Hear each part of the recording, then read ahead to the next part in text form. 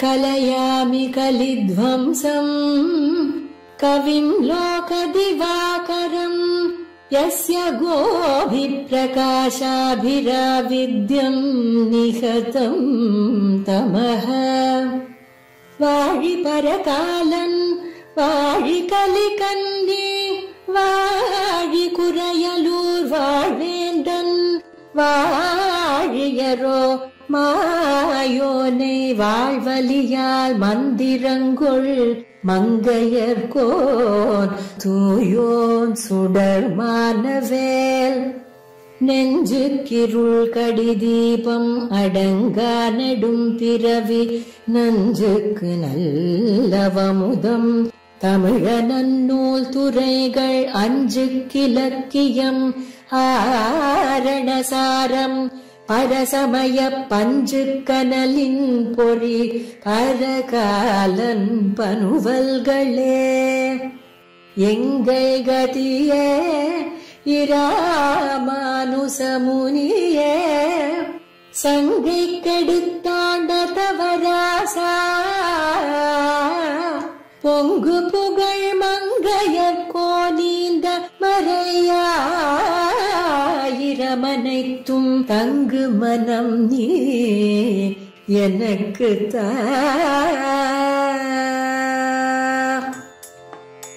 ஸ்ரீசைலேஷதயா பாத்ரம் தீபக்தியாதிகுணார்ணவம் யதீந்திரப்ரவணம் வந்தே ரம்யஜாமாதரம் முனிம் கலயாமி கலித்வம்சம் கவிம் லோகதிவாகரம் யஸ்ய கோபிः பிரகாசாபிராவித்யம் நிஹதம் தமஹா. திவ்ய பிரபந்த தாராவிலே சிறுபுலியூர் சலசேனத்தை பற்றின பாசுரங்களை நாம் அனுபவிக்க இருக்கிறோம்.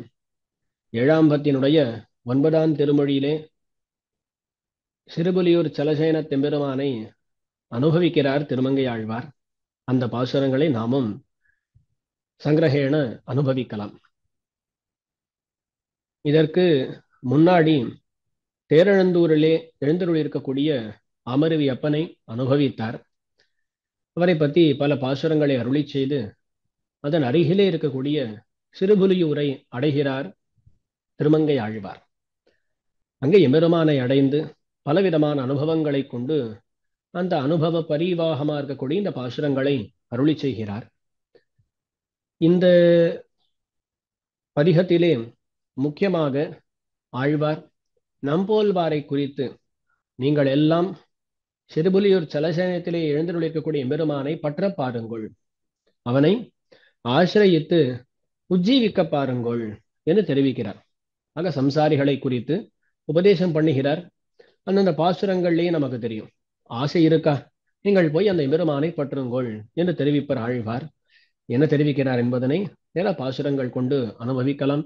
கள்ளம் மனம் விள்ளும் வகை கருதி கழல் தொழுவீர் வெள்ளம் ஒரு பறவை திரை விரியாம் கரையெங்கும் தெள்ளும் மணிதிகழும் சிறுபுலியூர் சலசயனத்துள்ளும் எனதுள்ளத்துள்ளும் உறைவாரை உள்ளீரே. முதல் பாசுரம் ஆச்சரியமான பாசுரம். இதுல தெரிவிக்கிறார், கள்ளம் மனம் விள்ளும் வகை கருதி கடல் தொழுவீர். எம்பெருமானுடைய திருவடிகளை பத்த வேண்டும் என்கிற ஆசை யாருக்கு இருக்கும் அவர்களை குறித்து சொல்லுகிறார். கழல் தொழுவீர், எம்பெருமானுடைய திருவடிகளை பத்த வேண்டும் இருக்கக்கூடியவர்களே என்று கூப்பிடுகிறார். அப்படி எம்பெருமானுடைய திருவடியை பத்த வேண்டும் என்கிற ஆசை எதனால் பிறக்கிறது? அதோடு கூட வேற என்ன இருக்கிறது என்றால், கள்ளம் மனம் விள்ளும் வகை கருதி. அதாவது கள்ளம் மனம், இந்த ஒரு மனசு இருக்கிறதே, இந்த மனசு எப்படிப்பட்டது அப்படின்னா கள்ளத்தை செய்து இருக்கிறதாம் இந்த மனசானது. இந்த கள்ளம் மனம் என்று சொல்லப்படுகிறது. கிருத்திரிமமான செயலை செய்திருக்கிறது மனம். என்ன கிருத்திரிமம் பண்ணி இருக்கிறது அப்படின்னா, இந்த கள்ளம் அப்படின்ற வார்த்தைக்கு திருட்டுத்தனம் அப்படின்ற அர்த்தம் உண்டு இல்லையா? ஏதோ ஒரு திருட்டை பண்ணி இருக்கிறது இந்த மனசானது. என்ன திருட்டுத்தனம்னா, நாம் அனைவரும் இவ்வளவு நாள் திருடர்களாகத்தான் இருந்திருக்கிறோம். என்ன திருட்டுத்தனம் என்றால் பெரிய திருடுன்னு தெரிவிக்கிறார்கள் ஆச்சாரியர்கள். பொதுவா ஒரு திருடு என்றால் யாரிடத்திலிருந்து திருடுகிறோம், எதை திருடுகிறோம், ரெண்டு பார்க்கணும். அந்த ரெண்டையும் பார்க்கும் பொழுது நாம் செய்திருக்கக்கூடிய திருடுதான் இருக்கிறதுலே பெரிய திருடம். யாருடைய பொருளை திருடி இருக்கிறோம் என்றால் சர்வேஸ்வரனுடைய பொருளை திருடி இருக்கிறோம். எந்த பொருளை திருடி இருக்கிறோம்னா அவனுக்கு மிகவும் அபிமதமாக பிடித்ததாக இருக்கக்கூடிய கௌஸ்துப மணி போன்றதான ஜீவாத்ம வஸ்துவை திருடி இருக்கிறோம். யோன்யதா சந்தமாத்மானம் அந்யதா பிரதிபத்தியதே கிம் தேன நகிருதம் பாபம் சோரேண ஆத்மாபஹாரிணா என்று பிரசித்தமான பிரமாணம் துஷ்யந்தனை நோக்கி சகுந்தலை தெரிவிப்பதாக வரும். சரி, அங்க இந்த ஆத்மவஸ்து எப்படிப்பட்டது? ஆத்மவஸ்து என்பது பகவானுக்கு அடிமைப்பட்டது. அப்படிப்பட்ட இந்த ஆத்மவஸ்து பகவானுக்கு அடிமைப்பட்டது கிடையாது, சுதந்திரமா இருக்கக்கூடியது. நான் எனக்காக வாழக்கூடியவன் என்று நினைத்தால் பகவானுடைய வஸ்துவை நம்மதாக நாம் நினைக்கிறோம். இந்த ஒரு திருட்டுத்தனத்தை பண்ணியிருக்கோம் பாருங்களேன், அதுதான் ஆத்மாபகாரம் என்று அழைக்கப்படும். இந்த ஆத்மாபகாரம்ன்றத பண்ணிட்டா வேற என்னதான் பண்ணல, என்ன தப்பு தான் பண்ணல, எல்லா தப்புகளையும் நாம் பண்ணவர்கள் ஆகிறோம். கிம் தேன நகிருதம் பாபம் சோரேன ஆத்மாபகாரினா. ஆகிய ஆத்மாபகாரமாகிய ஒரு பெரிய பாவத்தை, ஒரு திருட்டுத்தனத்தை நாம் அனைவரும் பண்ணி இருக்கிறோம். அதான் இந்த இடத்துல காட்டப்படுகிறது. கள்ளம் மனம் அப்படின்னா கிருத்திரிமத்தை பண்ணி இருக்கக்கூடிய மனம் எனது அப்படின்னு கேட்டா இந்த ஆத்மவஸ்து என்னை சேர்ந்தது என்கிற எண்ணம் கொண்டதாக இருக்கிறது. அப்படிப்பட்ட அந்த மனசானது கள்ளம் மனம் விழும் வகை. இப்போ இவ்வளவு நாள் அந்த கிருத்திரிமத்தோடு இருக்கிறதா, அதிலிருந்து விழும் வகை, அதிலிருந்து வேறுபடும் வகையை கருதி, அது என்ன, இந்த ஒரு திருட்டுத்தனத்திலிருந்து நாம் விடுபட வேண்டும் அப்படின்ற ஒரு கருத்து கொண்டு, அப்படின்ற ஒரு ஆசை கொண்டு எம்பெருமானுடைய திருவடிகளை பத்த வேண்டும் என்று யார் இருக்கிறீர்களோ கள்ளம் மனம் விழும் வகை கருதி கழல் தொழுவீர், எம்பெருமானுடைய திருவடிகளை ஆசிரியிக்க வேண்டியிருப்பீர் தெரிவிக்கிறார். ஆசிரியிக்கணும்னா எங்க போய் ஆசிரியிப்பது, யாரை ஆசிரியிப்பது என்ற கேள்விகள் எல்லாம் மனசுல இருக்கும் இல்லையா? அதனால ஆழ்வார் தெரிவிக்கிறார், கஷ்டப்பட வேண்டாம். இதோ சிறுகுலியூர் சலசயனத்திலே எம்பெருமான் எழுந்தருளி இருக்கிறான், அந்த எம்பெருமானை நீங்கள் நேரா போய் பத்தி விடலாம். சிறுபுலியூர் சலசயனம், அந்த ஊரை வர்ணிக்கிறார். கரையெங்கும் தெள்ளும் மணிதிகளும், அதுக்கு முன்னாடி வெள்ளம் முதுபறவை திரவிரிய கரையெங்கும் தெள்ளும் மணிதிகளும் சிறுபுலியூர். வெள்ளம் முது பறவை, அதாவது முது பறவை அப்படின்றார். பறவை என்கிற வார்த்தைக்கு கடல் என்ற அர்த்தம். வல்லினமா இருந்தா பறவை அப்படின்னு சொன்னா அது பறவை பட்சியை குறிக்கும். இது பறவை அப்படின்னு சொல்லி இடையின ரகரமா இருந்தால் கடலை குறிக்கக்கூடிய சொல். அது பறந்து இருக்கக்கூடியது கடல், பறக்கக்கூடியது பறவை. சரி, அந்த ரீதியில பறவை என்கிற வார்த்தையானது கடலை குறிக்கும். இந்த கடல் எப்படிப்பட்டதுன்னா முது பறவை என்று தெரிவிக்கிறார். முது பறவைனா ரொம்ப மூத்தது, ரொம்ப பழசா இருக்கக்கூடியது, பழையதான அந்த கடல் முது பறவை. அந்த முது பறவை திரை விரிய, அதனுடைய திரைன அலைகள், அந்த அலைகளானது நல்லா பறந்து இருக்க, திரை விரிய பெரிய வெள்ளமா இருக்கு. அப்போ அந்த கடலுடைய திரைகளால் உண்டான வெள்ளமானது எங்க வருகிறது அப்படின்னு கேட்டா கரையெங்கும் அந்த வெள்ளமானது பரவுகிறது. கடல் இருக்கு, பழையசா இருக்கக்கூடிய கடல், அதுல அலைகள் எல்லாம் வந்து கரையில முழுக்க பரவுகின்றனன்னு வச்சுக்கோங்களேன், அது வெள்ளமா இருக்கிறது. இப்போ அந்த வெள்ளமானது அப்படியே மெதுவாக அது வடிஞ்செடுத்து அப்படின்னா அந்த இடத்துல ஒரே மணிகளா இருக்குமா. ஏன்னா இந்த கடலானது வேகமா அடிச்சுட்டு வரும் பொழுது ரத்னங்களை முத்துக்களை எல்லாத்தையும் கொண்டு வரும். இப்ப அந்த கரையில எல்லாத்தையும் சேர்த்துட்டு மெதுவா வடிஞ்செடுத்தோம்னா கரை முழுக்க ரத்னமயமா இருக்குமா. நான் தெரிவிக்கிறார், தெள்ளும் மணி திகழும், தெள்ளும் மணி திகழும். அந்த கடலானது இந்த பலவிதமான மணிகளை எல்லாம் அந்த கரையிலே சேர்த்து இருக்கிறது. அப்ப அந்த கொழிக்கப்பட்டு இருக்கக்கூடிய மணிகள் தெள்ளும் மணி, அந்த மணி ரத்னங்கள், அவற்றாலே விளங்கக்கூடியதான சிறுகுலியூர் என்று தெரிவிக்கிறார். இவ்விதமாக திருமங்கை ஆழ்வார் இந்த ஊரை வர்ணிக்கிறார். இங்க கடலை பத்தின பிரஸ்தாபம் பண்ணுகிறார். ஆனா தற்பொழுது சிறுபுலியூருக்கு பக்கத்திலேயே கடல் இருக்கா அப்படின்னு கேட்டா பக்கத்துலதான் கடல் இருக்கிற மாதிரி தெரியல, கொஞ்சம் தூரம் போக வேண்டிதான் இருக்கிறது. ஆனா அந்த பகுதிகள் முழுக்கவே ஒரு கடல் சார்ந்த பகுதிகள் அப்படின்ற எண்ணம் கொண்டு இவ்விதமாக அருளி செய்திருக்கலாம். வேறு விதமான நிர்வாகங்களும் உண்டா என்பதனை வல்லவர் வாய் கேட்டு உணர்க என்று அடியேன் நிற்கிறேன். அந்த பக்கத்திலாம் கூட பல தீர்த்தங்கள் உண்டு அப்படின்னு சொல்லப்படுகிறது. இருந்தாலும் இதை பற்றி சிந்திக்க வேண்டி உள்ளது. சரி, கரையெங்கும் தெள்ளும் மணி திகழும் சிறுபுலியூர் சலசயன துள்ளும். இவ்விதமா இருக்கக்கூடிய அந்த ரத்னமயமா இருக்கக்கூடியதான சிறுபுலியூர், அந்த சிறுபுலியூர், இதுக்கு பெயரே சிறுபுலியூர் என்று. அங்க வியாக்ர முனிவருக்கு எம்பெருமான் பிரத்யட்சமானதாக ஸ்தல புராணம் கூறுகிறது. ஆகையால் அந்த இடத்துக்கு புலியூர் சிறுபுலியூர் என்று பெயர் ஏற்பட்டதாக சொல்லுவார்கள். இது சிறுபுலியூரா? அந்த இடத்துக்கு மற்றொரு திருநாமம் சலசயனம் அப்படின்றது. தமிழிலே நாம் சலசயனம் என்று சொல்லுகிறோம். ச அப்படின்ற எழுத்தை அந்த இடத்துல உபயோகப்படுத்துகிறோம். பெரியவா சன்மிள்ள வியாக்கியானத்துல தெரிவிக்கிறார், ஜலசயனன் என்று எம்பெருமானுக்கு திருநாமம். எம்பெருமான் பொதுவா எங்க பள்ளி கொண்டிருப்பான்னா ஜலத்துல பள்ளி கொண்டிருப்பான். எம்பெருமானை எங்க தேடலாம் அப்படின்னு சொன்னா சில இடங்கள் எல்லாம் காணலாம் அப்படின்னு தெரிவிக்கிறார்கள். மனத்துள்ளான் மாகடல் நீருள்ளான் அப்படின்னு சொல்லி நீரிலே இருக்கக்கூடியவன் எம்பெருமான், ஜலத்தை படுக்கையாக கொண்டவன் ஜலசயனன் என்று எம்பெருமானுக்கான திருநாமம். எம்பெருமானுக்கு நாராயணன் என்கிற திருநாமம் உண்டு இல்லையா? அதுக்கே ஒரு அர்த்தம் என்னன்னு கேட்டா, ஆபோ நாராயிதி புரோக்தாக. நார என்கிற வார்த்தைக்கு ஜலம்னு அர்த்தம். அதை இருப்பிடமாக கொண்டவன் நாராயணன் என்று இவ்விதமாகவும் சொல்றதுண்டு. ஆக ஜலசயனன் என்பது எம்பெருமானுக்கான திருநாமம். அந்த ஜலசயனன் வர்த்திக்கக்கூடிய இடம் அதுவே ஜலசயனம் என்று சொல்லப்படுகிறது. தமிழ்ல வரும் பொழுது சிறுபுலியூர் சலசயனம் என்று அந்த இடம் கூறப்படுகிறது. இவ்விதமாக இருக்கக்கூடிய திவ்யதேசம் சிறுபுலியூர் சலசயனம். அந்த சிறுபுலியூர் சலசயனத்துள்ளும் அங்க ஒருத்தர் உறைந்து இருக்கிறாராம். அங்க ஒருத்தர் வர்த்திக்கிறார். அவர் அங்க மட்டும் வர்த்திக்கிறாரான்னு கேட்டா இல்ல, சிறுபுலியூர் சலசயனத்துள்ளும் எனதுள்ளத்துள்ளும்ன்றார் ஆழ்வார். எம்பெருமான் சிறுபுலியூரிலே எழுந்தருளி இருக்கிறான். அதோட நிக்கல, அங்கிருந்து ஆழ்வாருடைய திருவுள்ளத்திலே வந்து குடிபுகுந்து இருக்கிறான் எம்பெருமான். ஆகையால் உங்களுக்கு எம்பெருமானுடைய திருவடிகளை பணிய வேண்டுமா? இதோ சிறுபுலியூர்ல இருக்கக்கூடிய எம்பெருமானை பத்துங்கொள். இல்லை, எனக்குள்ளேயும் உண்டு, இங்க வந்து எம்பெருமானை பத்துங்கொள் என்று ஆழ்வார் தெரிவிக்கிறார். சிறுபுலியூர் சலசயனத்துள்ளும் எனது உள்ளத்துள்ளும் உறைவாரை, எனது உள்ளத்துள்ளும் என்னுடைய நெஞ்சத்துக்குள்ளேயும் உறையக்கூடிய எம்பெருமானை நீங்கள் உள்ளீரே. ஆகையால் நீங்கள் அங்கே வந்து அங்கே எழுந்தொழிக்கக்கூடிய எம்பெருமானை உள்ள வேண்டியது, அதாவது உங்களுடைய மனசிலே தியானம் செய்ய வேண்டியது என்று தெரிவிக்கிறார். சிறுபுலியூரிலே எம்பெருமான் இருக்கிறான் அப்படின்றத சொல்லிட்டு ஏன் தம்முடைய மனசுக்குள்ளே எம்பெருமான் இருக்கிறார் என்பதனை தெரிவிக்கிறார் ஆழ்வார் என்றால், எம்பெருமானுக்கு எந்த அளவுக்கு சிறுபுலியூர் பிடிக்குமோ அந்த அளவுக்கு ஆழ்வாருடைய திருவுள்ளமும் பிடித்திருக்கிறது. உண்மையை சொல்ல போனால் சிறுபுலியூரை காட்டிலும் இவருடைய திருவுள்ளம் தான் அதிகமா பிடிச்சிருக்கு. ரொம்ப அழகா ஆச்சாரியர்கள் தெரிவிப்பார்கள். எம்பெருமான் பல திவ்யதேசங்களிலே எழுந்தருளி இருக்கிறான். எதுக்காக என்றால், ஒரு அடியவருடைய நெஞ்சத்தை பிடித்து விட வேண்டும், அதுல இடம் பிடித்து விட வேண்டும் என்பதற்காகத்தான் எம்பெருமான் திவ்யதேசங்களிலேயே எழுந்தருளி இருக்கிறானாம்.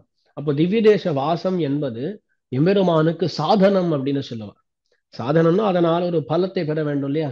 எனது பலம் அப்படின்னா திவ்யதேச வாசத்தினால எப்படியாவது அடியவர்களுடைய நெஞ்சத்துக்குள்ளே புகுந்து விட வேண்டும். அந்த அடியவர்களுடைய நெஞ்சத்துக்குள்ளே புகுதல் என்பது எம்பெருமானுக்கு சாத்தியமா இருக்கான். சாதனம் திவ்யதேச வாசம், பக்த ஹிருதய வாசம் என்பது சாத்தியமாக இருக்கிறது என்று தெரிவிப்பார்கள். அப்படித்தானே? திவ்யதேசங்களில் எம்பெருமான் இருக்கிறான். அந்த எம்பெருமான சேவிக்க நாம் செல்கிறோம், அந்த எம்பெருமானிடத்துல ஈடுபடுகிறோம். அவ்வளவுதான். இந்த ஈடுபாடு வந்தவுடனே எம்பெருமானானவன் நம்முடைய மனசுக்குள்ளே புகுந்து விடுவான். அவனுக்கு சாத்தியம் கைப்பட்டதா இருக்கும். அவான ஒரு கேள்வி, சுவாமி அவனுக்கு தான் சாத்தியம் ஏற்பட்டது. இப்போ திருமங்கை ஆழ்வாருடைய மனசுக்குள்ள எம்பெருமான் நுழைஞ்சுட்டான். நுழைஞ்சா இதுக்கு மேல சிறுபுலியூர்ல எதுக்கு இருக்கணும்? சாத்தியம் தான் முடிஞ்சுடுத்தே.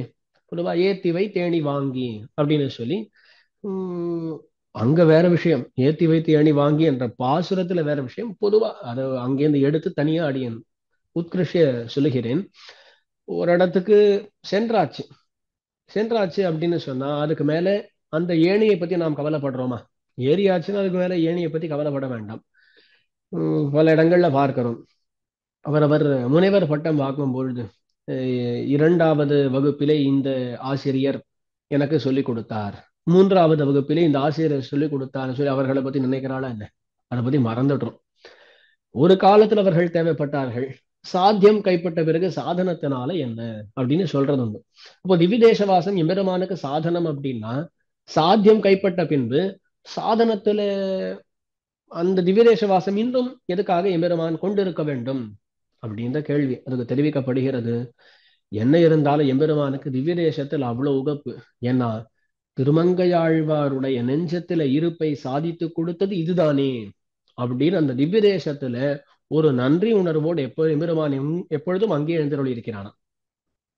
எதுக்காக இப்ப இருக்காரு அப்படின்னு கேட்டா நன்றி உணர்வினாலே. மேலும் திருமங்கையாழ்வார் மாதிரி பல பேருடைய நெஞ்சங்களுக்குள்ளே புகழ வேண்டும் என்பதும் ஆகையால் எம்பெருமானுக்கு சாதனம் என்னன்னு கேட்டா திவ்யதேச வாசம், சாத்தியம் என்னன்னு கேட்டா பக்த ஹிருதய வாசம். ஆக இந்த சிறுபுலியூரிலேயும் எம்பெருமான் எழுந்தருளி இருக்கிறான், என்னுடைய உள்ளத்துக்குள்ளும் எழுந்தருளி இருக்கிறான். வாங்கோ அங்க இருக்கக்கூடிய எம்பெருமானை நீங்கள் பத்துங்கள், ஆசிரியுங்கள், அவனை தியானம் பண்ணுங்கள் என்று முதல் பாசுரத்துல காட்டினார். கள்ளம் மனம் விள்ளும் வகை கருதி கழல் தொழுவீர் வெள்ளம் முதுபறவை திற விரிய கரையெங்கும் தெள்ளும் மனிதர்களும் சிறுபுலியூர் சலசயனத்துள்ளும் எனது உள்ளத்துள்ளும் உறைவாரை உள்ளீரே. முதல் பாசுரம். இதுக்கு மேல இரண்டாவது பாசுரம். தெருவில் திரு சிறுநோன்பியர் செஞ்சோத்தொடு கஞ்சி மருவி பிரிந்தவர் வாய் மொழி மதியாது வந்தடவீர் திருவில் பொலிமறையோர் சிறுபுலியோர் சலசயனத்து உருவக்குரலடிகள் அடியுணர்மின் உணர்வீரே. இதுல ஜெயின மதம், அந்த ஜெயின மதத்தை சேர்ந்திருக்கக்கூடியவர்கள் அவர்கள் ஒரு விதமாக வாழ்வார்களாம், சில நோன்புகள் எல்லாம் பண்ணுவார்களாம்.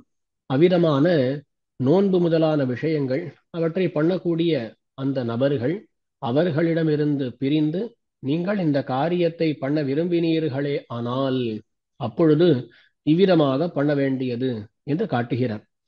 தெருவில் திரு சிறு நோன்பியர் செஞ்சோத்தொடு கஞ்சி மருவி பிரிந்தவர் வாய்மொழி மதியாது வந்தடைவீர். அவர்கள் என்ன பண்ணுகிறார்கள் என்றால் தெரிவிக்கிறார்.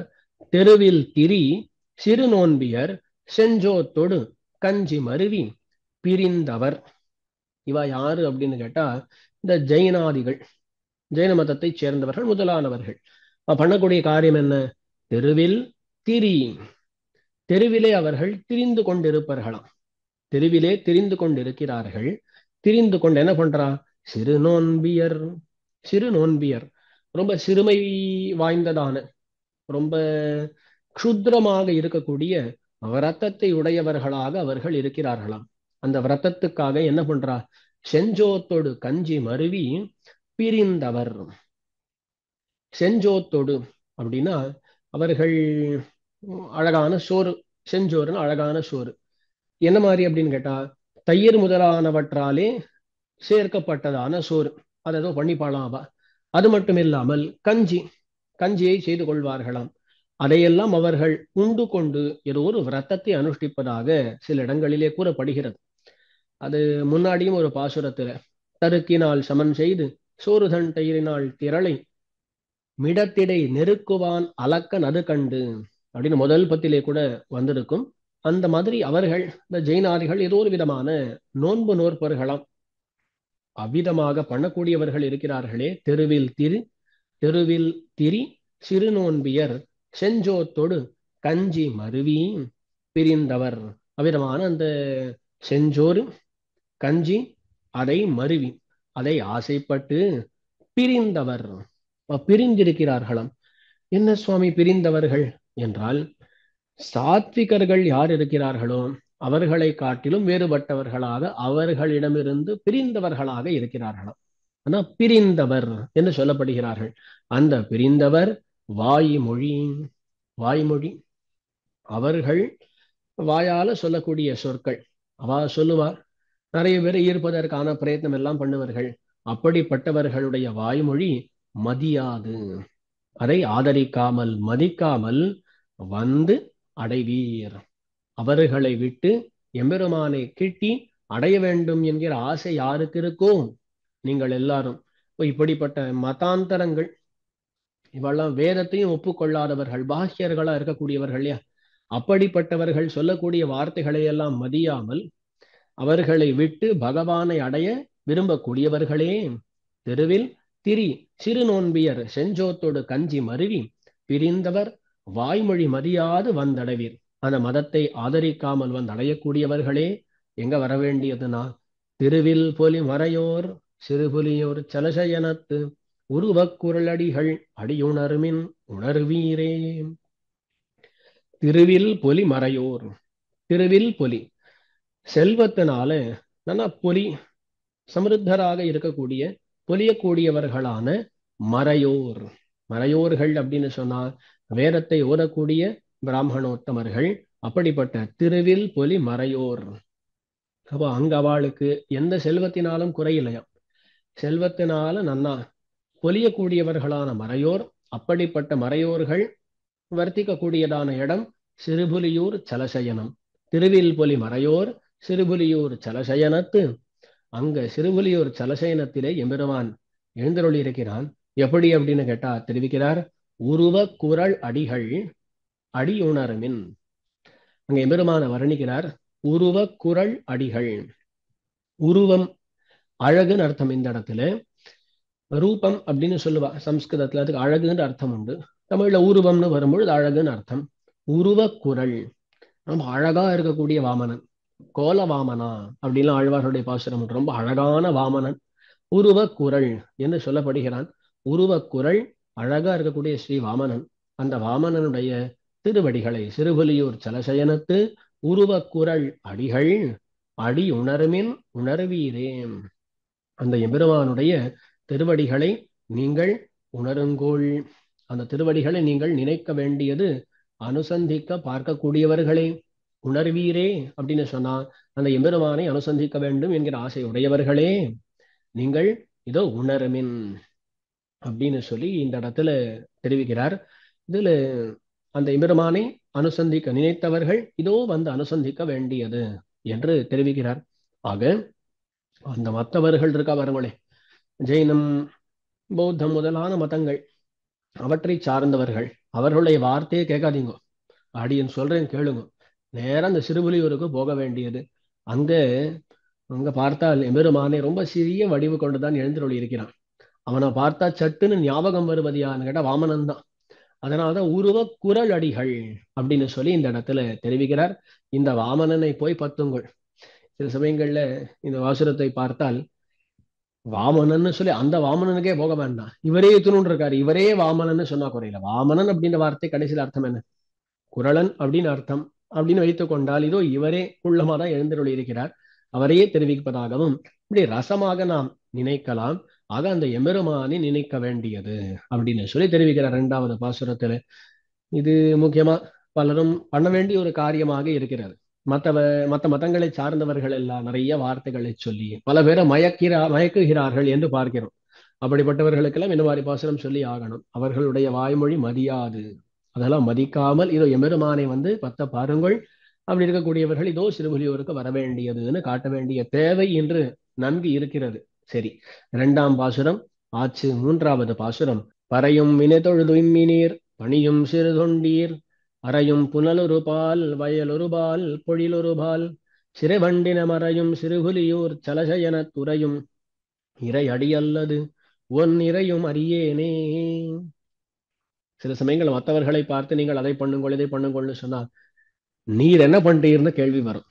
இல்ல நானும் இதுதான் பண்ணுகிறேன், நானும் இதைத்தான் பண்ணுகிறேன் என்று சொன்னால் கேட்கக்கூடியவர்களுக்கு நம்பிக்கை பிறக்கும். ஆகையால் திருமங்கை ஆழ்வார் தம்முடைய நிலை இதுதான் என்பதை இந்த பாசுரத்துல காட்டுகிறார். முதல்ல உபதேசிக்கிறார். பறையும் வினை தொழுதுய்மினீர் பணியும் சிறு தொண்டீர்.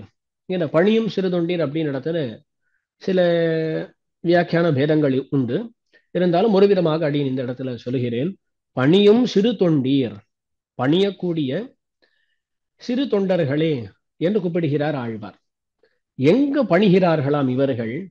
அப்பிராப்த விஷயங்களிலே பணியக்கூடியவர்களாக இருக்கிறார்கள். பகவான் பிராப்த விஷயம், அந்த இடத்துல நல்லா பணியலாம், பகவானுக்கு எல்லா விதமான தொண்டுகளையும் செய்யலாம். ஆனா அங்க பணியாமல் மற்ற விஷயங்களிலே பணியக்கூடியவர்களாக இருக்கிறார்களாம். அப்படிப்பட்டவர்களை பார்த்து கூப்பிடுகிறார். பணியும் சிறு தொண்டீர், பணியக்கூடிய சிறு தொண்டர்களே நீங்கள் என்ன பண்ண வேண்டியதுன்னா சிறுபுலியூர் சலசயன தெம்பெருமானை தொழுது உஜ்ஜீவிக்க வேண்டியது. தொழுது உய்மின் அப்படின்றார். நீங்கள் தொழுதால் உஜ்ஜீவித்து விடலாம். தொழுது உஜ்ஜீவிக்க வேண்டியது. உங்களுடைய வினைகள் எல்லாம் என்ன ஆகும்னா வினை பறையும் அப்படின்றார். அந்த பாவங்கள் எல்லாம் தொலைந்து போகும், பறந்து போகும் அப்படின்னு. ஆக பணியும் சிறு தொண்டீர் நீர் தொழுது உய்மின் வினை பறையும் என்று முதல் வரி. பறையும் வினை தொழுது உய்மினீர் பணியும் சிறுதொண்டீர். அது மேல தெரிவிக்கிறார், பறையும் வினை தொழுது உய்மினீர் பணியும் சிறுதொண்டீர் அறையும் புனலொருபால் வயலொருபால் பொழிலொருபால் சிறைவண்டி நமரையும். அந்த சிறுபுலியூருடைய ஒவ்வொரு பக்கத்திலேயும் அறையும் புனல் ஒரு பால். அறையும் அப்படின்னா சப்திக்கக்கூடிய, சத்தம் போடக்கூடிய புனல், ஜலமானது ஒரு பக்கம்.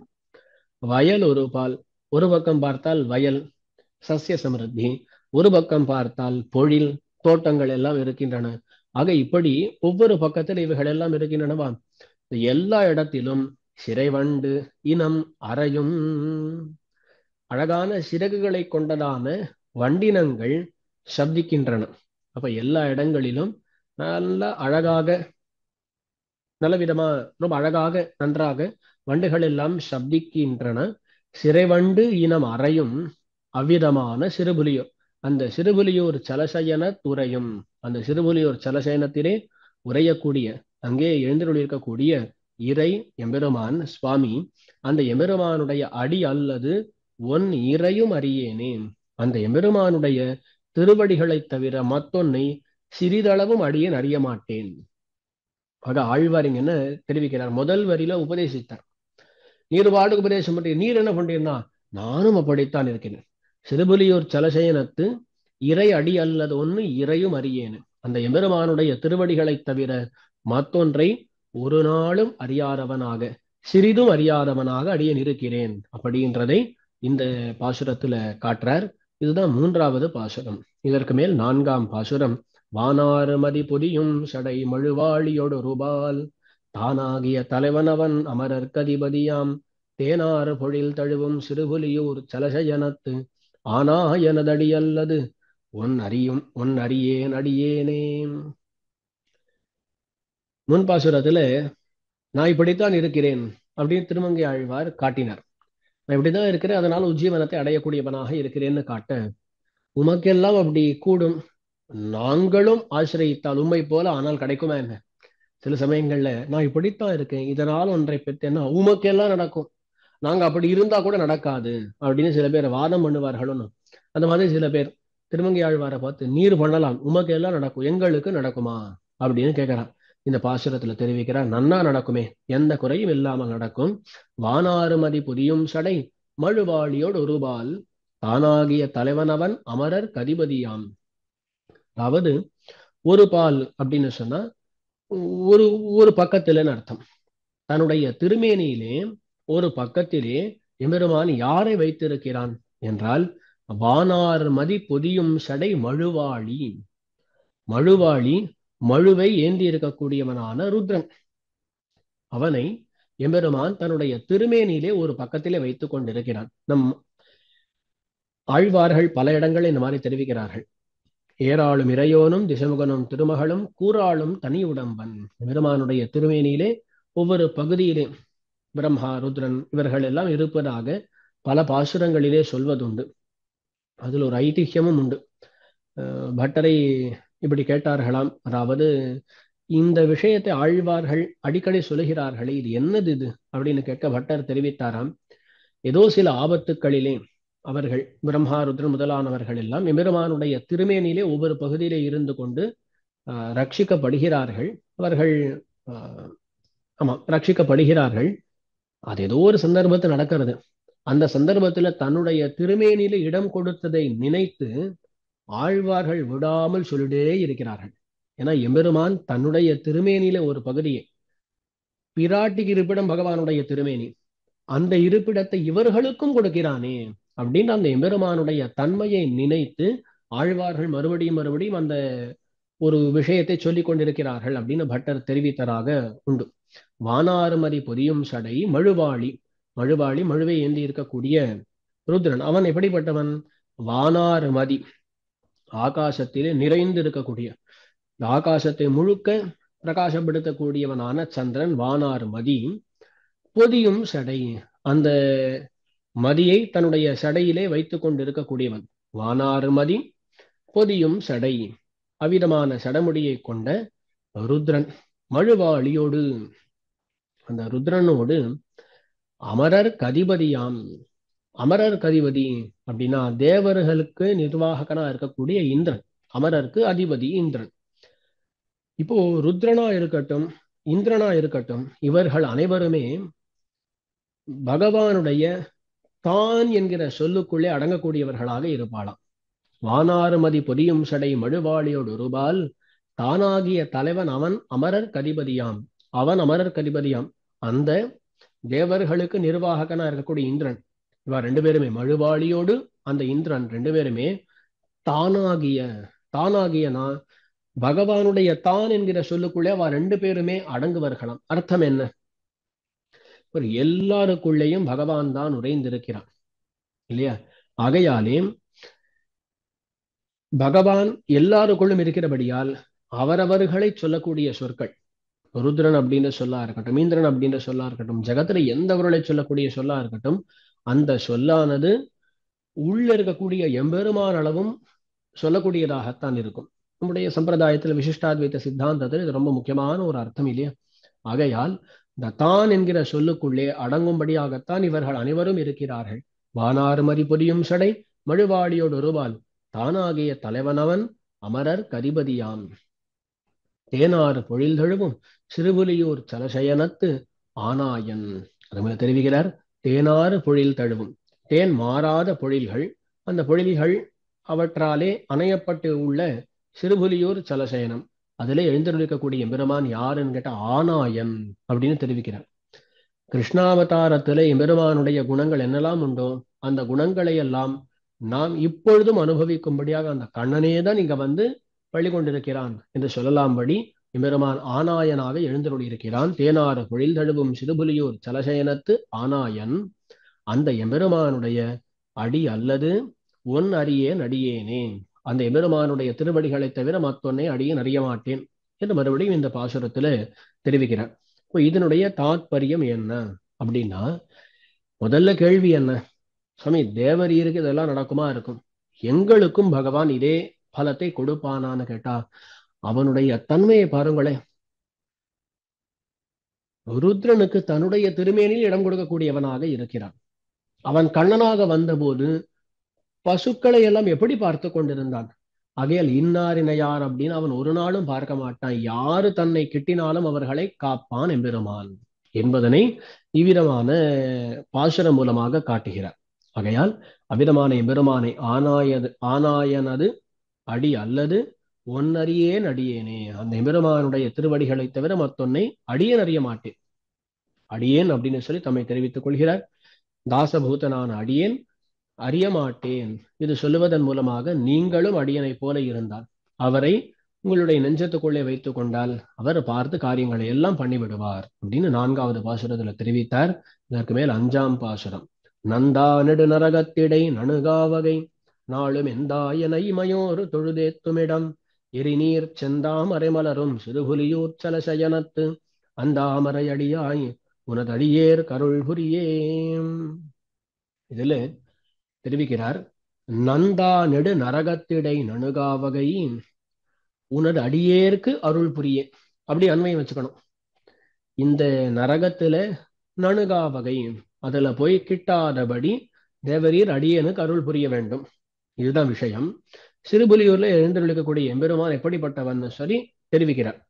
இப்போ இந்த நந்தா நெடு நரகத்திடை நணுகாவகைன்றதை விட்டுடுவோம். அதுக்கு மேல இருக்கக்கூடிய விஷயங்களை எல்லாம் பார்ப்போம். நாளும் எந்தா என இமையோர் தொழுதேத்தும் இடம். நாளும் எப்பொழுதும் இமையோர்கள் பிரம்மா முதலான தேவர்கள் எல்லாம் எந்தாய் என்னுடைய சுவாமியே என்னுடைய தந்தையே என்று தொழுது ஏத்துகிறார்களாம். யார் என? சிறுபுலியூர்ல இருக்கக்கூடிய எம்பெருமானை. அதனால நாளும் எந்தாய் என இமையோர் தொழுதேத்துமிடம் எரிநீர் செந்தாமரை மலரும் சிறுபுலியூர். அங்க நீர் இருக்கு, ஏரி நீர் அப்படின்னா அலைகள் எல்லாம் நிறைய இருக்கு. அந்த அலைகள் எல்லாம் மோதுவதனால எரிநீராக இருக்கிறது. அதாவது அலைகள் மோதும்படியாக இருக்கக்கூடிய நீர் எரிநீர். எரிநீர் செந்தாமரை மலரும், அந்த நீர்நிலைகளிலே செந்தாமரைகளானவை நன்கு மலர்கின்றன. அப்படிப்பட்ட சிறுபுலியூர். எரிநீர் செந்தாமரை மலரும் சிறுபுலியூர் சலசயனத்து அந்தாமரை அடியாய். அந்த சிறுபுலியூரில் எழுந்தருளிருக்கக்கூடிய அழகான தாமரை போன்ற திருவடிகளை கொண்டவனே. பாருங்கோ, நாளும் எந்தா என இமையோரு தொழுதேத்தும் இடமான சிறுபுலியூர், எரிநீர் செந்தாமரை மலரும் சிறுபுலியூர், அவ்விதமான சிறுபுலியூரிலே அந்தாமரை அடியாய் உனது அடியேற்கருள் புரிய. சிறுபுலி இருக்கக்கூடிய அந்தாமரை அடிய அழகான தாமரை மலர் போன்ற திருவடிகளை கொண்டவனே என்ன பண்ணணும்னா இப்ப பார்ப்போம். நந்தா நெடு நரகத்திடை நணுகா வகை உனது அடியேற்கு அருள் புரியன்னு பாசுரம். பகவான கூப்பிட்டு தெரிவிக்கிறார். நந்தா நெடு நரகத்து இடை, நரகம் வெறும் நரகம் கிடையாது, நெடு நரகம், நந்தா நெடு நரகம் என்று தெரிவிக்கிறார். இவர் எந்த நரகத்தை பத்தி பேசுறாருன்னா, நம்ம ஆச்சாரியர்கள் வியாக்கியானம் பண்ணும்பொழுது சம்சாரம் அப்படின்னு வியாக்கியானம் பண்றார். நமக்கு தெரிஞ்ச நரகம் இருக்கே, அந்த நரகம் என்ன பண்ணும் அப்படின்னா, கொஞ்ச நாளுக்கு தான் நரகம் இருக்கும். அந்த நரகத்துல போய் நம்முடைய பாவங்களை எல்லாம் அனுபவிச்சுட்டோம் அப்படின்னு சொன்னா அந்த நரகத்திலேருந்து திரும்பி வந்துடலாம். அப்போ அது நந்தா நெடு நரகம்னு சொல்ல முடியாது. ஒரு நாள் அதை விட்டு வரலாமோன்னு, ஆகையால் அது நந்தா நரகம் என்று அழைக்கப்பட முடியாது. அந்த சம்சாரம் இருக்கு பாருங்களே, அப்படி கிடையாது. இது எப்படிப்பட்டது என்றால், இது நந்தா நெடு நரகம். ஒரு நாளும் இது விடவே விடாது. ஆகையால் நெடுநரகம், பெரிய நரகம், ஒரு காலம் விடாதது. நந்தா அப்படின்னு சொன்னா ஒரு நாள், ஒரு சமயத்தில் அது இல்லாமல் போய்விடும் அப்படின்னா அது கிடையவே கிடையாது, எப்பொழுதும் இருக்கும். ஆகையால் நசியாததாக அழியாததான நெடுநரகம் அப்படின்றது சம்சாரம் தான்.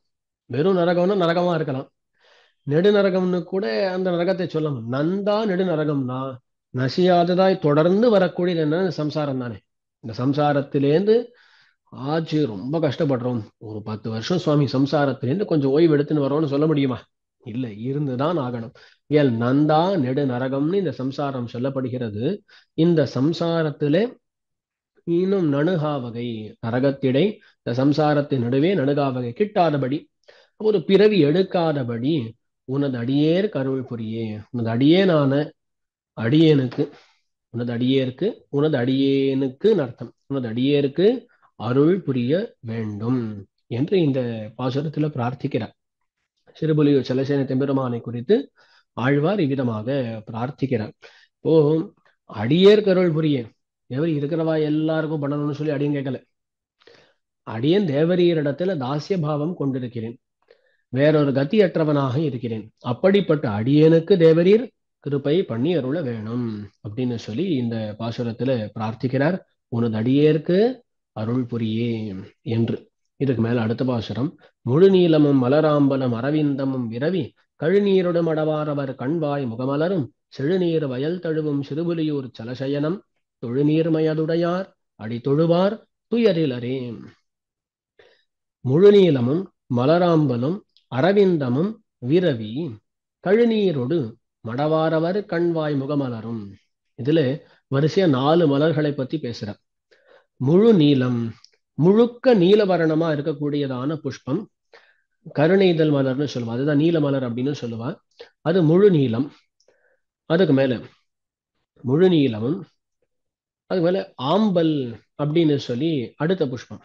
இது அரக்கு ஆம்பல், அரக்காம்பல் அப்படின்னு காட்டுகிறார்கள். அது சிகப்பா இருக்கக்கூடியது.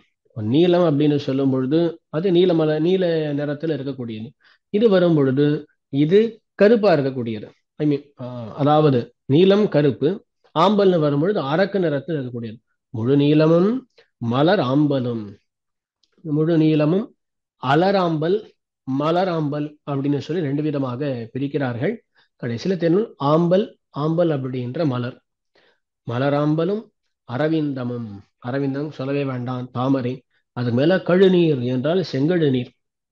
இந்த புஷ்பங்கள் எல்லாம் இருக்கா, அதுல அரக்கு நிறத்துல கருப்பு நிறத்துல இந்த மாதிரி இருக்கக்கூடிய ஒவ்வொரு விதமான மலர்கள் செங்கழுநீர் அப்படின்னு பாக்குறோம். செங்கழுநீர் அதுலயே சிகப்பா இருக்கக்கூடிய கழுநீர் அப்படின்னு தெரியறது.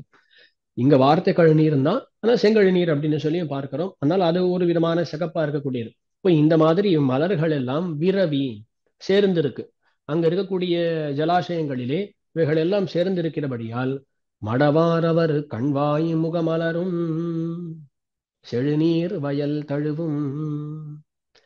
இப்போ இந்த மலர்கள் எல்லாம் எங்க இருக்குன்னா அங்கங்க நீர்நிலைகளிலே இருக்கு.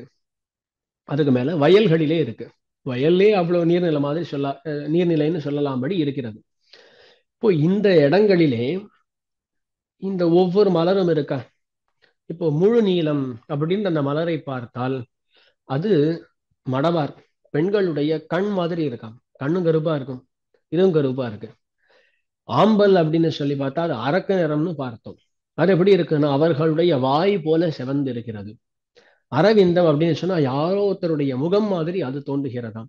கழுநீர்னு சொன்னா அதையும் முகம்னு வைத்துக் கொள்ளலாம். அப்போ இந்த முழுநீளமும் ஆம்பல் மலரும் அரவிந்தமும் அந்த கழுநீரும் என்ன பண்றது அப்படின்னா மடவாரவர் மாதர்களினுடைய பெண்களினுடைய கண் போலவும் வாய் போலவும் முகம் போலவும் அலறுகின்றன. என்ன சந்தேகம் அப்படின்னு கேட்டா இது சிறுபுலியூரா இந்த சுழுபுலியூர் பகலருடைய வயலான சந்தேகம் ஏற்படுமா.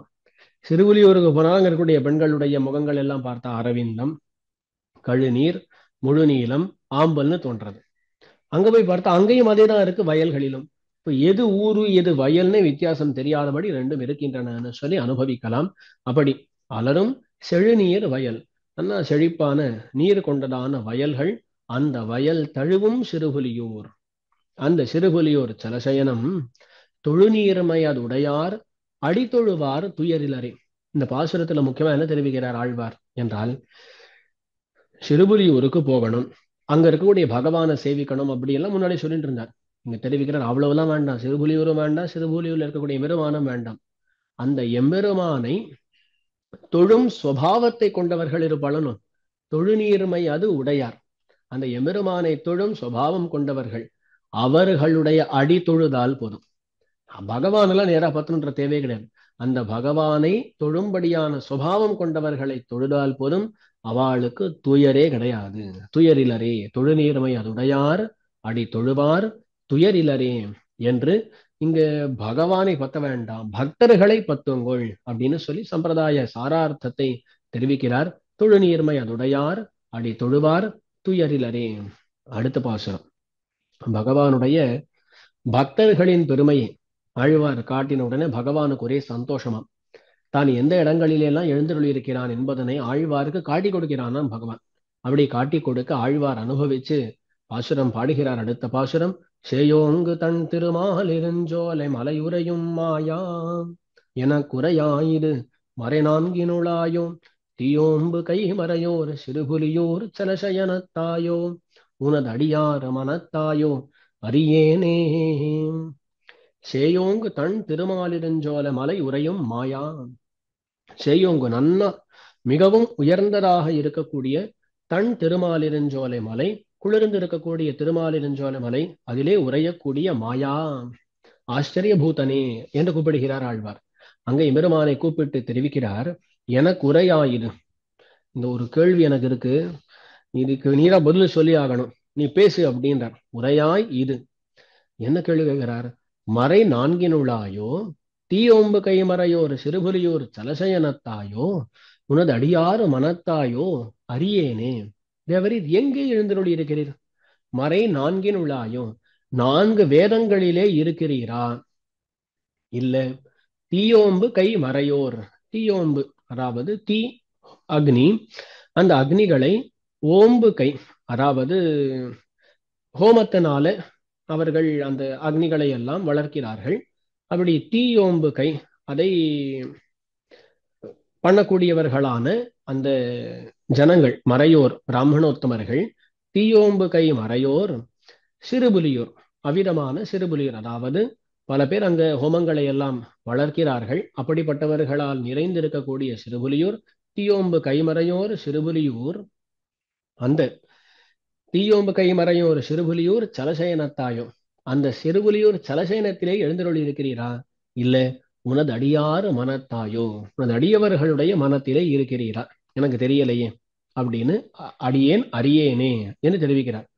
அங்க இதுல ஆழ்வார் தான் கேள்வி கேட்கிறார் அப்படின்னா, தேவரீர் மறை நான்கிலே இருக்கிறீரா, இல்ல சிறுபுரியூரிலே இருக்கிறீரா, இல்ல அடியவர்களுடைய மனதிலே இருக்கிறீரா என்று கேட்கிறார். இது எல்லாமே பகவான் மிகவும் உகப்போடு வர்த்திக்கக்கூடிய இடங்கள். முன்னாடி ஒரு பாசம் சொன்ன மனத்துள்ளான் மாகடல் நீருள்ளான் மலராள் தனத்துள்ளான் அப்படின்னு. அதே மாதிரி இந்த இடத்துல எம்பெருமான் வேதங்களிலே காணப்படுகிறான். வேதங்களால சொல்லப்படக்கூடியவனாக இருக்கிறான் இல்லையா? அதனால அங்கே பகவான் இருப்பதாக சொல்கிறோம். வேதங்களால சொல்லப்படக்கூடியவன், சிறுபுலியூர் சலசேனத்திலே காணப்படக்கூடியவன், பக்தர்களுடைய மனசிலே காணப்படக்கூடியவன். தேவரீர் எங்கதான் இருக்கிறீர் சொல்ல வேண்டியது. ஏன்னா பகவான் அவருக்கு எல்லா இடத்திலும் இருப்பதாக காட்சி கொடுத்திருக்கிறான். அதை பார்த்து இவ்விதமாக அடியேன் கேட்கறே உரையாய், தேவரீர் சொல்ல வேண்டும் அப்படின்னு இந்த பாசுரத்துல அழகா கேட்டார். பகவான் அவ்வளவு உகப்போடு பல இடங்களிலே எழுந்தருளி இருக்கிறான் அப்படின்றதை இந்த இடத்துல காட்டுகிறார். இப்போ சாஸ்திரத்தால அறிய வேண்டும், அதுவும் இவருக்கு நன்னா தெரிகிறது. இப்போ வேதத்தினால அறியப்படக்கூடியவன் என்கிற விஷயத்தை காட்டுகிறார். அதுக்கு மேல அர்ச்சாரூபமாக எம்பெருமான் எழுந்தருளிகிறார். சிறுபுலியூர் சலசேனத்து சிறுபுலியூர் சலசேனத்தாயோ அப்படின்னு கேட்கிறார். அதுக்கு மேல உனது அடியார் மனத்தாயோன்னு சொல்லி அந்தர்யாமியாக இருக்கிறான். ஒரு சாஸ்திரத்தால அறியப்படக்கூடியவனான எம்பெருமானையும் அவனுடைய அனுகிரகத்தால காண்கிறார் ஆழ்வார். திவ்ய தேசத்து எம்பெருமானையும் காண்கிறார். நெஞ்சால் அனுபவிக்கும்படி அந்தர்யாமியா இருக்கக்கூடிய எம்பெருமானையும் அனுபவிக்கிறார். எல்லாத்தையும் ஒரே தடியா அனுபவிச்சு பகவான் அந்த அனுபவத்தை கொடுக்க எங்கனா எழுந்தருளிருக்கிறீர் அப்படின்னு சொல்லி ஆச்சரியமா இந்த பாசுரத்துல கேட்கிறார். இதுக்கு மேல அடுத்த பாசுரம். மையாறு வரிநீலம் மலர் கண்ணாறு மனம் விட்டிட்டு உய்வானுனகழலே தொழுதெழுவேன் கிளிமடவாறு செவ்வாய் மொழி பயிலும் சிறுபுலியூர் சலசயனத்து ஐவாயரவணமேல் உரையமலா அருளாயே.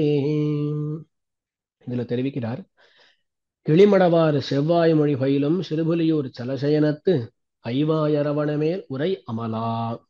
பகவானை இவ்விதமாக விழிக்கிறார், கூப்பிடுகிறார். கிளிமடவார் செவ்வாய் மொழி பயிலும், இதை ரெண்டு விதமாக சொல்லுவார்கள். ஒண்ணு கிளி, அப்ப கிளிகளானவை. மடவாறு செவ்வாய் மொழி பயிலும், மடவார்னா பெண்கள். அந்த பெண்களுடைய சிவந்த வாயிலேந்து வரக்கூடிய மொழி சொற்களை பயிலும். மறுபடியும் கிளிகளானவை சொல்லிக் கொண்டிருக்கின்றன. பெண்கள் சொல்லக்கூடியவற்றை எல்லாம் மறுபடியும் கிளிகள் சொல்லக்கூடியவர்களாக இருக்கின்றன. அவ கிளி மடவாறு செவ்வாய் மொழி பயிலும் அப்படின்றது இது ஒரு அர்த்தம். அல்லது கிளிமடவாறு செவ்வாய் மொழி பயிலும் அப்படின்னா கிளி போன்ற மடவார், கிளிகளே கொண்டு வர வேண்டாம், கிளிகள் போன்ற மடவார் அவர்களுடைய செவ்வாய் மொழியானது, அவர்களுடைய வாயிலிருந்து வரக்கூடிய மொழியானது பயிலும், நிரம்பி இருக்கிறது சிறுபுலியூரிலே அப்படின்னு ரெண்டு விதமாக சொல்லலாம். கிளிமடவார் செவ்வாய் மொழி பயிலும் சிறுபுலியூர் சலசயனத்து, அந்த சிறுபுலியூர் சலசயனத்திலே ஐவாய் அரவணமேல் உரை அமலா. ஐவாய் 5 வாய்களை கொண்டதான அரவணை திருமணந்தாழ்வான் அவன் மேல் உரையக்கூடிய அமலா தோஷரஹிதனே என்று கூப்பிடுகிறார். கூப்பிட்டு சொல்றார், மையாறு வரிநீலம் மலர் கண்ணார் மனம் விட்டுட்டு உய்வான் உன கடலே தொழுதெழுவேன் அருளாயே. இருவரிலும் ஆழ்வார் எப்படி இருந்தாராம் அவர் தெரிவிக்கிறார். மையார் வரிநீலம் மலர் கண்ணார் மனம், அதுலதான் இருந்தேன், அதுல ஈடுபட்டவனாக இருந்தேன். அப்போ மாதர்களுடைய கண் அதெல்லாம் எப்படி இருக்கும்? மையாறு வரிநீலம் மலர் கண்ணார் அப்படின்னு தெரிவிக்கிறார். மை ஆர் அப்படின்னு சொன்னா மை அணியப்பட்டதாய், வரி ரேகைகளை உடையதான நீல மலர் போன்ற கண் படைத்தவர்கள், அவர்கள்தான் மையார் வரி நீலம் மலர் கண்ணார்.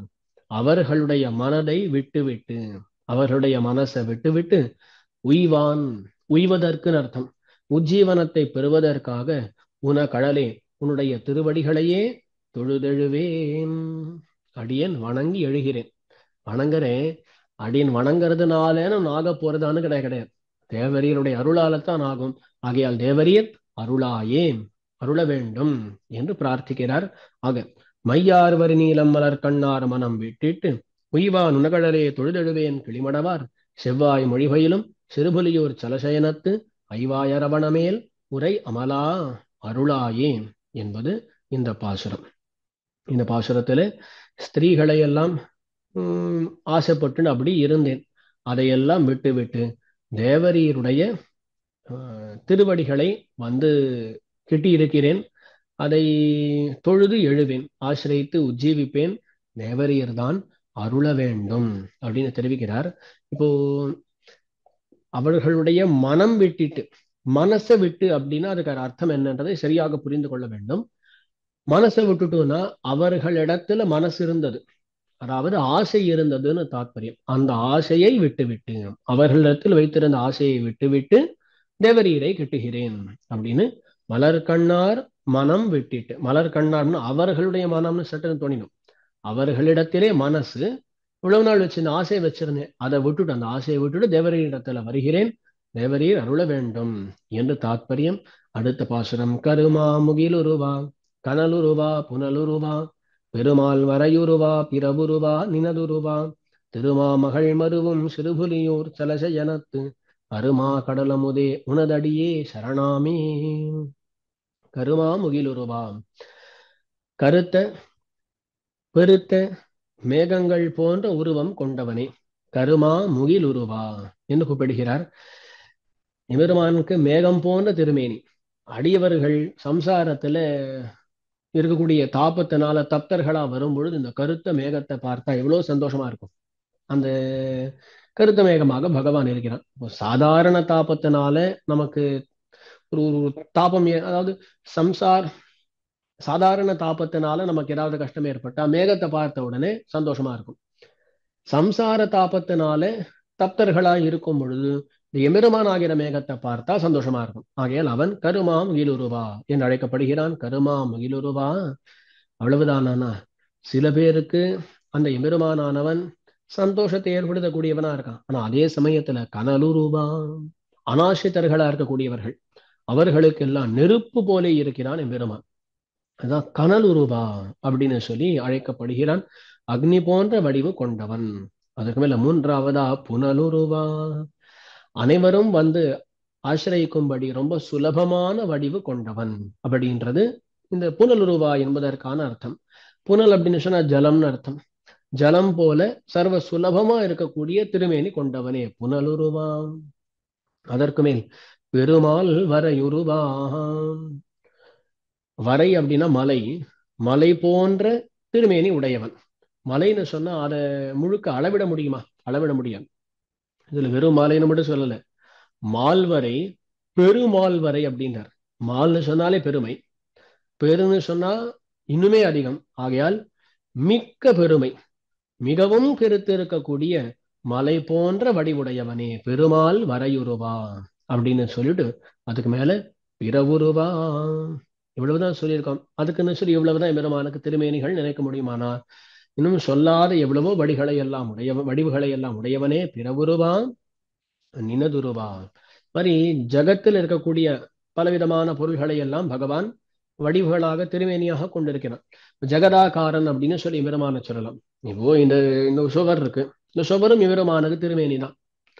இந்த மாதிரி இந்த ஜகத்தை தனக்கு திருமேனியாக கொண்டிருக்கிறான் அப்படின்னு பார்க்கும் பொழுது சாதாரணமான திருமேனிகள் பகவான் கொண்டிருக்கிறான் அப்படின்னு வரும். இதுவரையிலும் சொல்லப்பட்டது இது கனலுருவா, புனலுருவா, பெருமாள் வரையுருவா, பிற உருவான்லாம் சொல்லும் பொழுது சிலதெல்லாம் அதுல எல்லாம்னு கிடையாது. ஏன்னா கருமாமுகிலுருவா அப்படின்னு சொல்லும்போது அவனுடைய திருமேனி அசாதாரண திருமேனி தான் காட்டப்படுகிறது. அப்படி இல்லாமல் சிலதெல்லாம் பார்க்கும் பொழுது ஜெகதாகாரமான வடிவுகள் அப்படின்றது இருக்கு. அது இல்லாமல் அசாதாரணமான அவனுக்குன்னு இருக்கக்கூடிய வடிவுகளும் பல கொண்டவனாக இருக்கிறான். நினதுருவா அப்படின்னு தெரிவிக்கிறார். கருமாமுகிலுருவா, கனலுருவா, புனலுருவா, பெருமாள் வரையுருவா, பிறவுருவா, நினதுருவா திருமாமகள் மருவும் சிறுபுலியூர் சலசயனத்து. திருமாமகள் பெரிய பிராட்டியார், அவள் மருவும் நித்தியவாசம் பண்ணும்படியான சிறுபுலியூர் சலசயனத்திலே அருமா கடல் அமுதே. அருமா கடல் அமுதேன்னு கூப்பிடுகிறார் ஆழ்வார். கடல் அமுதமாக இருக்கிறார். கடலை கடைந்து அதிலேருந்து எடுக்கப்பட்டது தானே அமுதம் என்பது. அயல் கடல் அமுதம் அது அருமா கடல் அமுது. மா கடல் அப்படின்னு சொன்னா பெரிய கடலை கடைந்து அதிலேந்து அருமைப்பட்டு வாங்கின அமிர்தம், அதுதான் அரு மாகடல் அமுது. மாகடல் பெரிய கடல், மாகடல் என்று ரொம்ப சுலபம் அமுதத்தை பெற்று விட்டார்களான்னு கேட்டா இல்ல. தேவர்கள்ல எவ்வளவு கஷ்டப்பட்டா, கடைசியில எம்பெருமான் வந்துதான் அமுதத்தை வாங்கி தருகிறான். ஆகையால் அருமைப்பட்டு வாங்கின அமிர்தம் அரு அமுதம், மாகடல் அமுதம், அருமா கடல் அமுதம் என்று சொல்லப்படுகிறது. அருமா கடல் அமுதே உனது அடியே சரணாமே, தேவரீருடைய திருவடிகளே சரணம். இதில் ஒரு விதமாக துவயத்தினுடைய பூர்வகண்டத்தை சொல்கிறார். திருமாமகள் மருவும் சிறுபுலியூர்னு சொன்னதுனால பிராட்டியானவள் நித்தியவாசம் பண்ணுகிறாள். ஆகையால் அந்த பிராட்டியோடு கூடியிருக்கக்கூடிய எம்பெருமானுடைய திருவடிகளே சரணம் என்பதனை இந்த இடத்துல காட்டுகிறார். இப்போ இந்த பாசுரத்துல எம்பெருமான் அருமா கடல் அமுதாக சொல்லப்பட்டான். இங்கே பகவான் அமுதமாக சொல்லப்படுகிறான். அமுதம்னு சொன்னாலே ரொம்ப போக்கியம் இல்லையா? அப்போ அவ கஷ்டப்பட்டு அமுதத்தை பெறுகிறார்கள். இந்த எம்பெருமான் அப்படி கஷ்டப்படுத்தாமல் எம்பெருமான் அமுதமாக போக்கியமாக இருக்கிறான். அந்த அமிர்தத்துக்கு நிறைய குறைகள் உண்டு. இந்த அமுதத்துக்கு எந்த குறையும் கிடையாது. அவ்விதமான எம்பெருமான் அமுதம். அப்போ எம்பெருமானுக்கு கிருபாசமுத்திர பெருமாள் அப்படின்னு திருநாமம் வழங்கி வருகிறது. அருமா கடலமுது என்ற இடத்துல வியாக்கியானம் பண்ணும்போது கடைசியில கிருபாசமுத்திரத்தை பத்தி தேவள் பேசவே இல்லையே அப்படின்னு சில பேர் நினைக்கக்கூடும். வியாக்கியானங்கள்ல அருமா கடல் அமுதம் அப்படின்ற இடத்துல கிருபாசமுத்திரம் அப்படின்னு சொல்லி விதமாக வியாக்கியானம் பண்ணவே இல்லை.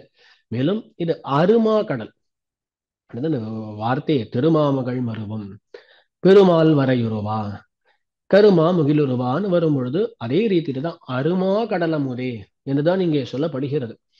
அப்போ இங்க பகவான் அமுதமாக சொல்லப்படுகிறானே தவிர வெறும் சமுத்திரமாக இந்த இடத்துல சொல்லப்படவில்லை. வியாக்கியானம் அப்படி இல்லை. ஆகையால் இந்த பாசுரத்திலிருந்து தான் இவருக்கு கிருபாசமுத்திர பெருமாள் என்கிற திருநாமம் ஏற்பட்டதுன்னு சொல்லுவதிலே சில கிளேசங்கள் உண்டு, கஷ்டம் உண்டு.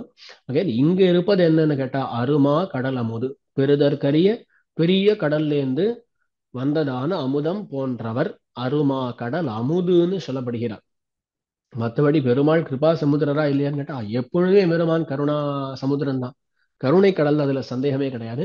ஆனா இந்த பாசுரத்திலே நான் அர்த்தம் வருமானு கேட்டா அது கஷ்டம்தான். அருமா கடல் அமுதே உனதடியே சரணாமேன்னு சொல்லி இது 9வது பாசுரம். கடைசியில 10வது பாசுரத்துல தெரிவிக்கிறார். சீரார் நெடுமருகில் சிறுகுலியூர் சலசயனத்து ஏறார் முகில் வண்ணன் தனை இமையோரு பெருமானை காரார் வயல் மங்கை கிரை கலியனொலி மாலை பாராரிவை பரவித்தொழ பாவம் பயிலாவே.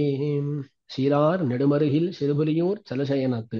சீரார் நிறைய சீர் கொண்டது, அதாவது ஐஸ்வர்யம் உடையதா இருக்கக்கூடிய நெடுமருகில் நிறைய நீண்டு இருக்கக்கூடிய திருவடிகளை உடைத்தான சிறுபுலியூர் சலசயனத்து. சிறுபுலியூரிலே சிறுபுலியூர் சலசயனம், அந்த சலசயனத்து ஏறார் முகில் வண்ணன் தனை.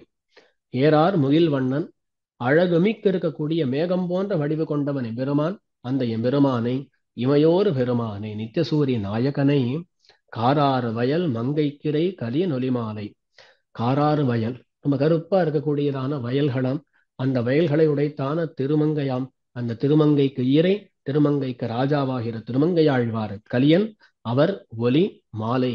அவர் அருளி செய்திருக்கக்கூடிய இந்த பாசுரங்கள் பாராரிவை பரவித்தொழ. இந்த மாலைகள் பாரார், பாரார்னா பாரில் உள்ளவர்கள், பூமியில் உள்ளவர்கள், பரவி தொழ, இவற்றை நன்னா சொல்லி தொழ ஆசிரியிக்க பாவம் பயிலாவே, பாவங்களானவை கிட்டாது அப்படின்னு சொல்லி தெரிவிக்கிறார். பாவம் பயிலாவே. எங்க இந்த பாசுரங்கள் ஓடிண்டே இருக்கும், அந்த இடத்துல பாவம் கிட்டே வராதான். அந்த பாவமானது யோசிக்குமா, இது நமக்கு இடம் கிடையாது அப்படின்னு சொல்லி அது விலகி போகும் என தெரிவிக்கிறார். பாராரிவை பரவித்தொழ பாவம் பயிலாவே. சீரார் நெடுவருகில் சிறுபுலியூர் சலசயன தேரார் மகிழ் வண்ணந்தன இமையோர் பெருமானை காரார் வயல் மங்கை கிரை கலிய நொலிமாலை. காரார் வயல் மங்கை கிரை கலிய நொலிமாலை பாராரிவை வரவித்தொழ பாவம் பயிலாவே அப்படின்னு சொல்லி 10 பாசுரங்கள் சிறுபுலியூர் சலசயனத்தை பற்றின பாசுரங்கள். அதை அடியினுடைய சிற்றறிவுக்கு எட்டின அளவிலே தெரிவித்துள்ளேன். குற்றங்குறைகள் நிறைய வந்துள்ளன, அவற்றை மன்னித்து குணங்களை மட்டும் ஏற்றுக்கொள்ளுமாறு பிரார்த்தித்துக் கொண்டு அமைகிறேன். ஸ்ரீமதே ரம்யஜாமாத்ரு முனீந்திராய மகாத்மனே ஸ்ரீரங்கவாசினே பூயா நித்யஸ்ரீர் நித்தியமங்கலம் ஆழ்வாரும் பெருமானார் ஜீயர் திருவடிகளே சரணம். பற்பமெனத்திகள் பைங்கழலும் தன் பல்லவமே விரலும். பற்பமெனத்திகள் பைங்கழலும் தன் பல்லவமே விரலும். பாவனமாகிய பைந்துவராடை பதிந்த மருங்கழகோ. பாவனமாகிய பைந்துவராடை பதிந்த மருங்கழகோ. புரி நூலோடு முன் கையில் ஏந்திய முக்கோல் தன்னழகும் எப்பொழுதும் யதிராசன் வடிவழகு என் இதயத்துள்ளதால் இல்லை எனக்கெதிர் இல்லை எனக்கெதிர் இல்லை எனக்கெதிரே இல்லை எனக்கெதிர் இல்லை எனக்கெதிர் இல்லை எனக்கெதிரே இல்லை எனக்கெதிரே இல்லை எனக்கெதிரே இல்லை எனக்கெதிரே